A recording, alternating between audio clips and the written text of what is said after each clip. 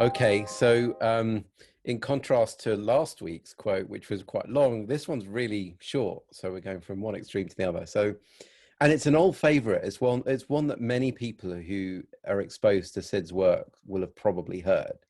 And it's this: if the only thing that people learned was not to be afraid of their experience, that alone would change the world. Right? For me, that simple statement and to look in the direction that it points to is so fundamental, almost to, in a way, pointing back to Nick's quote from last week, right? We are, most of us, walking around totally unaware of what our experience is really made of and what it really means. Um, and it seems to be unsafe as well. I mean, for me, I certainly had grown up in an environment where, it seemed like I had to feel happy most of the time and not feel sad or not feel anxious or not feel depressed.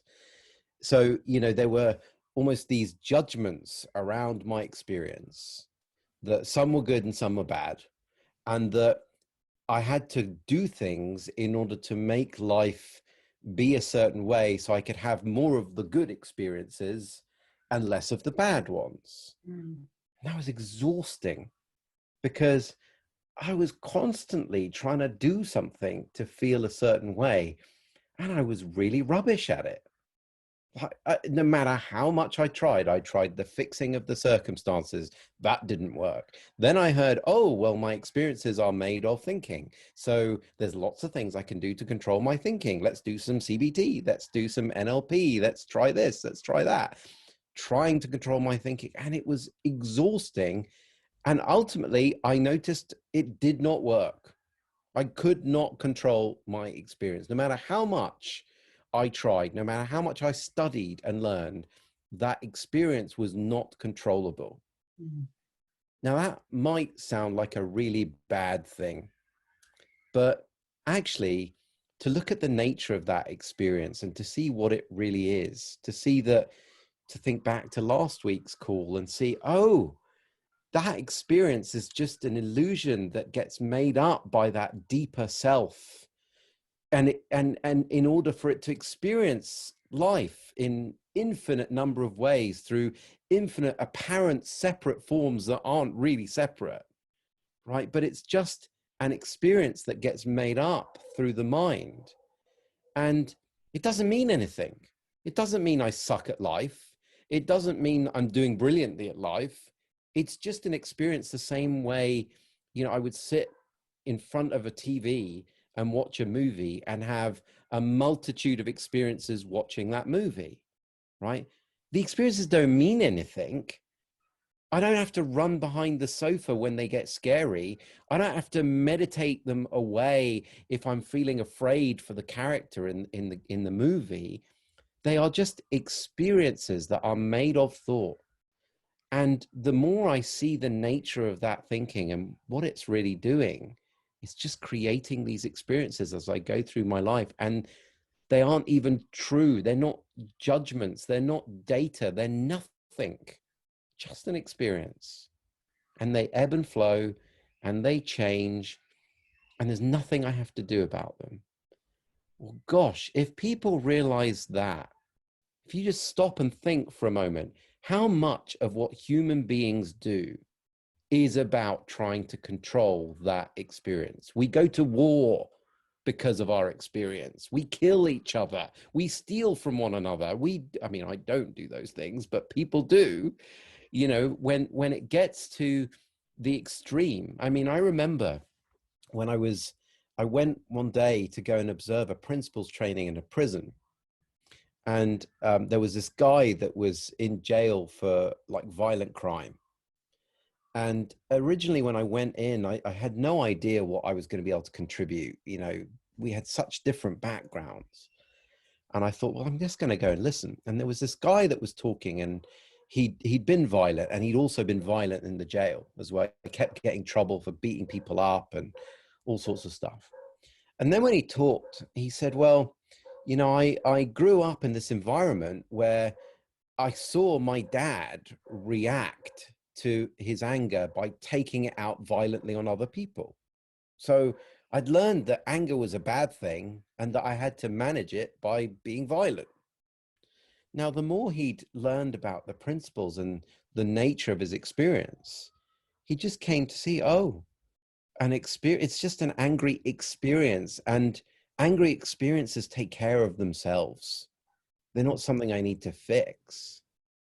Now, that hadn't taken away the fact that he had angry experiences still. He still got angry, but the management part had fallen away. It had now become something like we have when we watch a movie on our sofa. It was like, oh, angry experience time. Okay, sit on the sofa and experience angry experience. Not, oh, angry experience, let me beat someone up, right? It had fallen away. So coming to terms, seeing the experience for what it is and what it really means suddenly takes away so much of what we do to try and control it. And what's left actually is a freedom with that experience, right? We still get to experience it. We still will experience it. But the pain and the suffering that comes from trying to eliminate it, change it, fix it, repair it, whatever, it starts to fall away. Now, again, going back to last week, we'll still do that from time to time.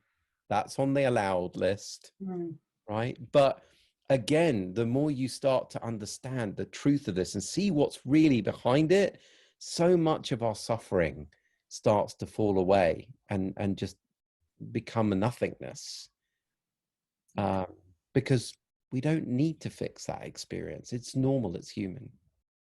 So what comes to mind as you're speaking is, like, in really simple terms, I know that before I came across this understanding, I was incredibly scared of my experience. So I didn't know I was scared of my experience. I thought I was scared of, I just had these horrible, horrible feelings of fear and dread. I was scared of the feelings of fear.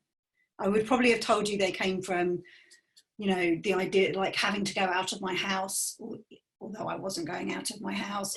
I would tell you that they were coming from driving on motorways, even though I wasn't driving on motorways. I would tell you that they were from the upcoming school summer holidays, a massive space in my diary, even though I wasn't in the school summer holidays. I'd have sworn blind they were coming, my feelings were coming from those things, even though they weren't actually happening.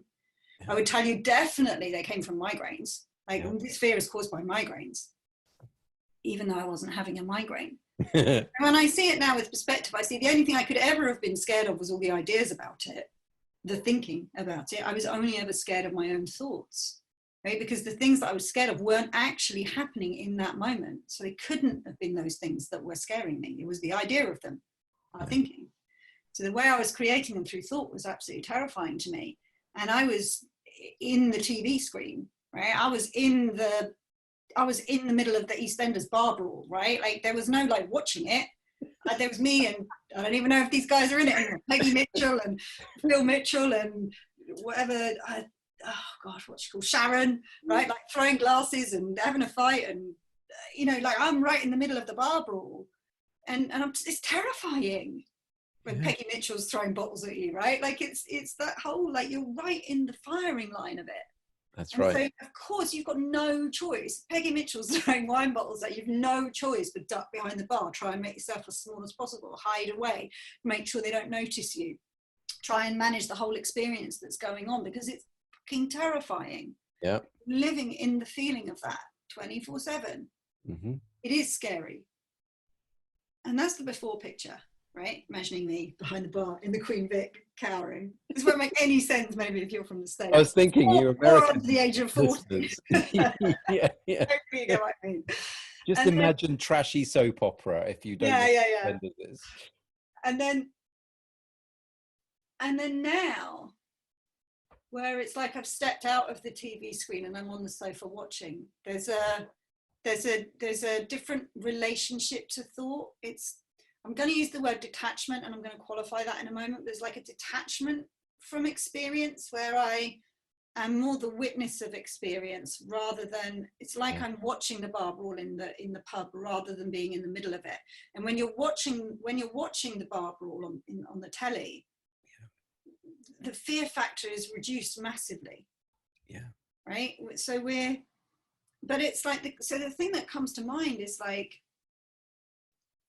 how do we get from A to B? Right. And it's like there are two tracks. I know I've kind of talked about this before, but there was a being scared of my experience, and then I realized I'm not so scared of my experience anymore. I can't tell you when that happened. No, it was like a slow transition. There was no moment in time. There were a series of insights on the way, but there was no moment in time. But the thing that happened was that over here, I started listening to teachers pointing to the way life works. So I started to hear people talk about how I wasn't scared of what I thought I was. That anxiety and fear were created, were like a thought storm. They were like a cloud of thought, a cloud of energy through my mind that was experienced in my body.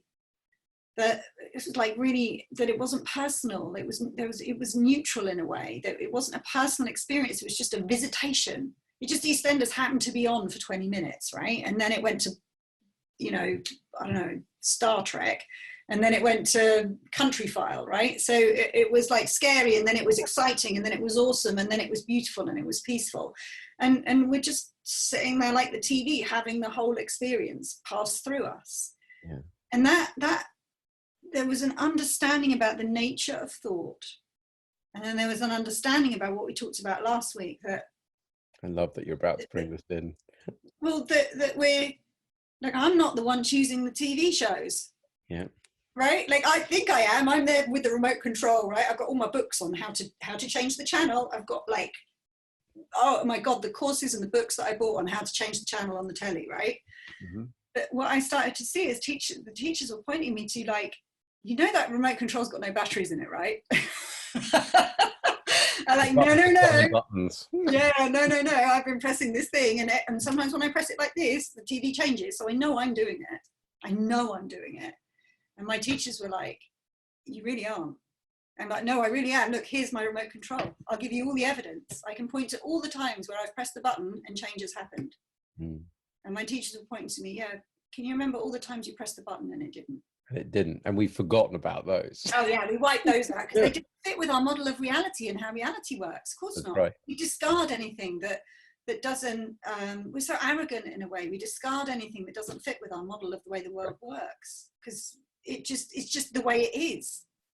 We don't realize that we're making up the way it is. So there was a bumping into this understanding. There was a seeing that it's just a TV show, and then there was a seeing of, and you're not changing the channels, right? Is the best way I could describe it.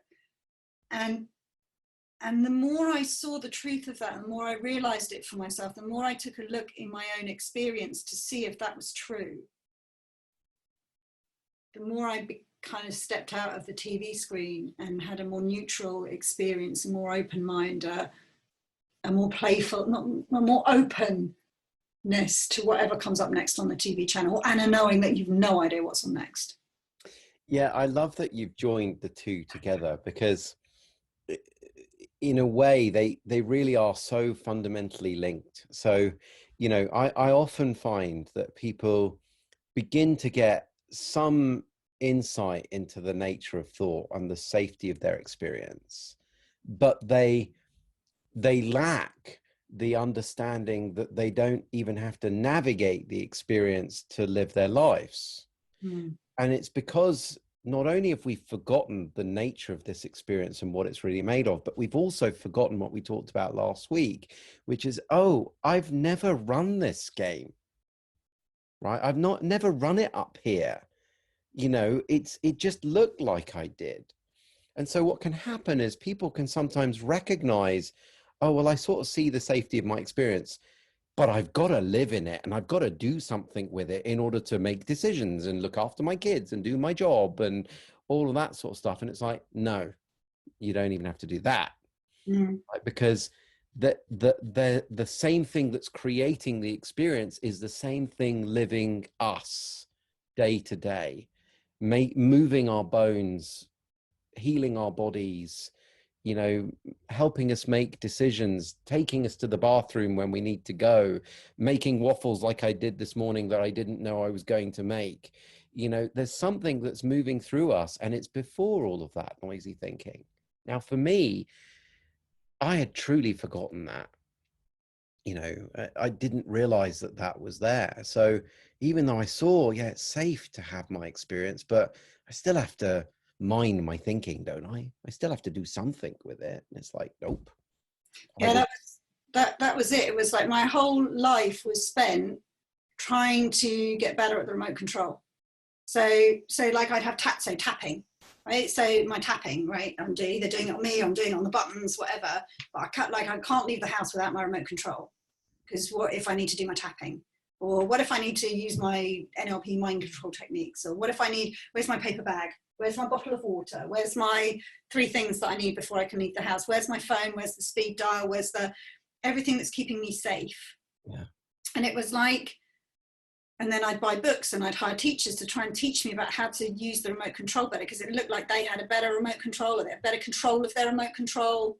Stronger alkaline batteries in there. Yeah, stronger batteries or something, some secret that I can't work out, but it's something about your remote control that means that you have a nicer life than me, and you don't have this horrible experience of life that I do. Teach me about the remote control. And there were plenty of teachers that went, yeah, I do actually. Mine's really cool. Come over here and I'll teach you how to use my remote control. And I went, brilliant, okay. And so I spent 20 years, 25 years probably, 20 years, with my eyes on the remote control, thinking about the remote control, figuring out the remote control, trying to remember the remote control, making sure I never left the house without it. It was my comfort blanket, that remote control. And what the understanding did, and it gives me goosebumps to think about it, but I put it down and I walked away.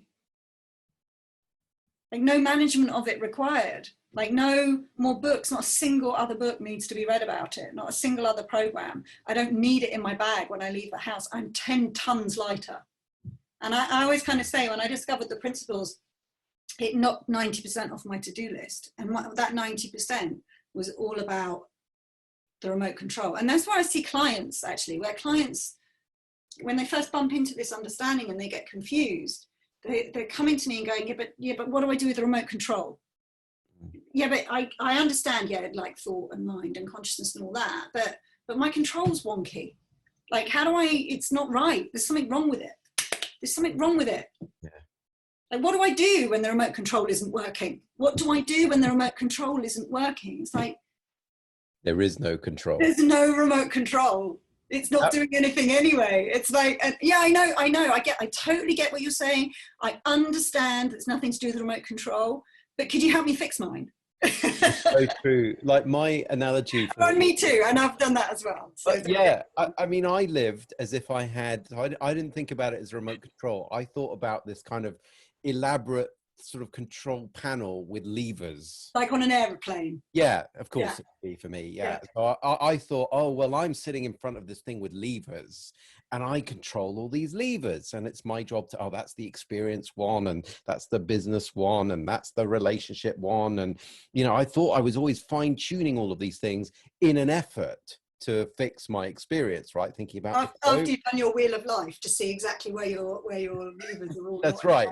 Now I have to fine tune it all, and then I can have the right experience. And I'll be at 10 everywhere. That's exactly it. Now that's what I thought. Now I thought I really had a control panel, and then I woke up and saw, and it wasn't that quick. It's not like I woke up one day, but I just gradually saw there isn't a control panel. There's no levers. I don't exist to do this in the way that I think.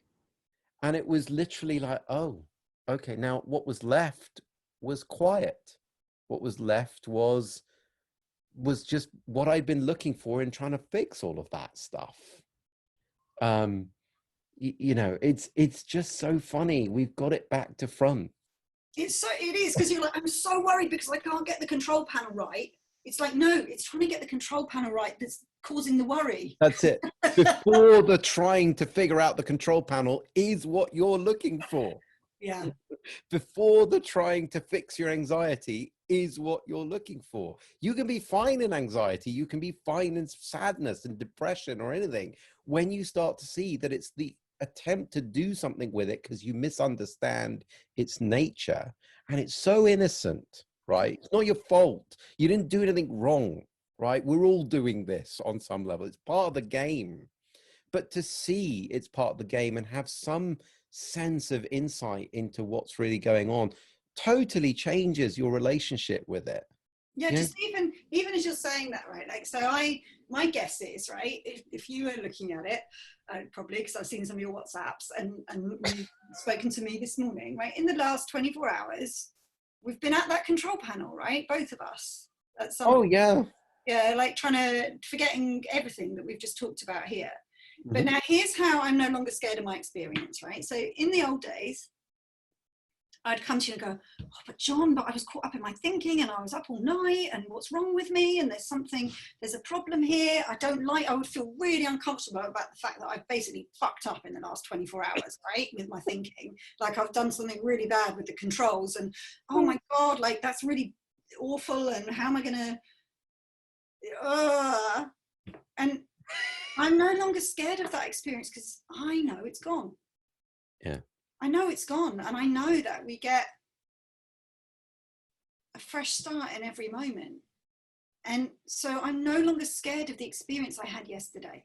It's not even worthy of my contemplation. It's not worthy of conversation. I would never bring it up with a coach because in the old days, it felt like what happened to me yesterday, what happened to me an hour ago, what happened to me last night, what happened to me 20 years ago, 40 years ago, all has relevance. Mm-hmm. And it needed to be sorted through and understood and filtered and analysed and figured out because I don't like now sitting in the experience of thinking about yesterday. Mm-hmm. I'm scared of that experience. I don't like it. Whereas now, like if I think about my experience yesterday or 20 years ago, if I start feeling bad about it, like I just would stop. Like it doesn't make sense to me to do that because I know that it's gone. So I'm no longer scared of the experience of fucking up, of being human, of losing it, of forgetting it, of losing my marbles, of being up all night worrying and trying to control and fix and spending a day at the control panel. Oh, wow. I love that because it also points to the potential that opens up for us when we see through our experience and we recognize its nature. I mean, there was a time when I would have not wanted the experience of screwing up. Yeah. And I would have gone, oh, that's bad. And that means I'm inadequate as a human being and a total failure. And oh, that's really bad. Can't cope with that. But the more I saw, well, that's just an experience. And what's the nature of experience? Well, it changes and it's not permanent and it doesn't mean anything. Well, that opened the door, right, for me to play more in life. Like I now do things and I don't know if they're going to work out. Yeah. Who knows? They might tank. They might go really wrong. I mean, I don't know. But I do know that the experience is fine and it's not a permanent thing.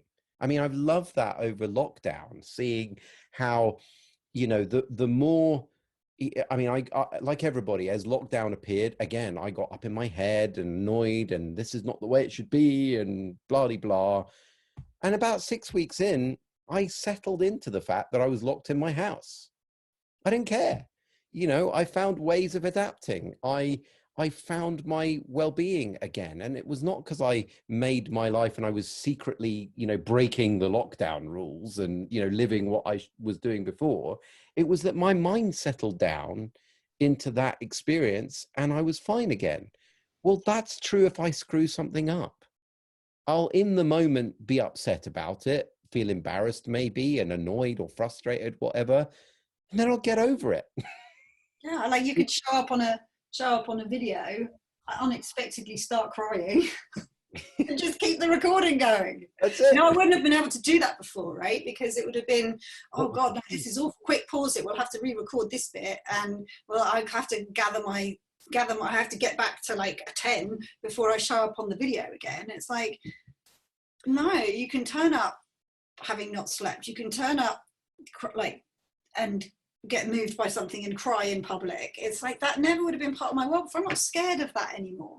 That's Even it. the fact that even as I was crying, I could feel myself getting embarrassed that I was crying and trying to stop and then carrying on. Like all of that experience is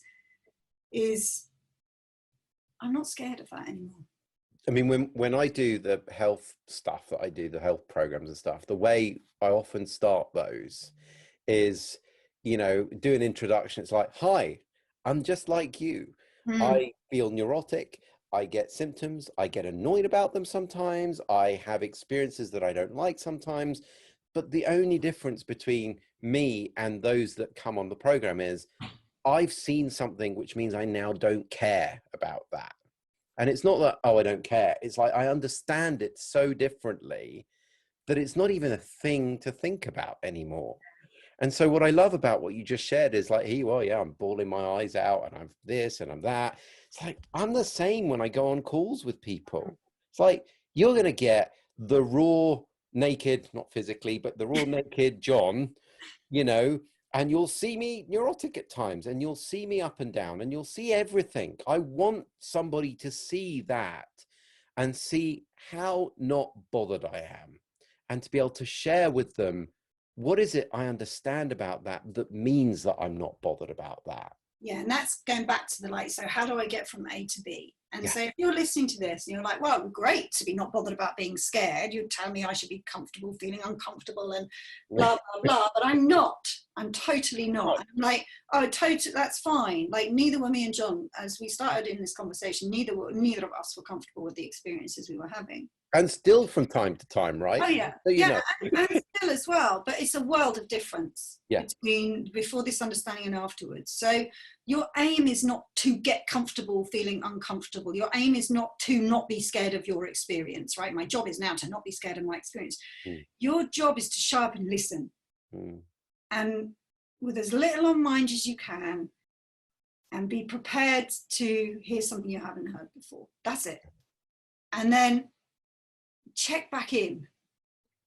Right, check back in with yourself. Like put a note in your diary for a year from now. Am I still as scared of my experience as I was? You won't notice when it happens. No, it's so sneaky. Yeah, so subtle. It's so beautifully elegant, I think, rather than sneaky. I think it's like beautifully designed, so change arises, and it will happen in a moment, but you won't even notice it.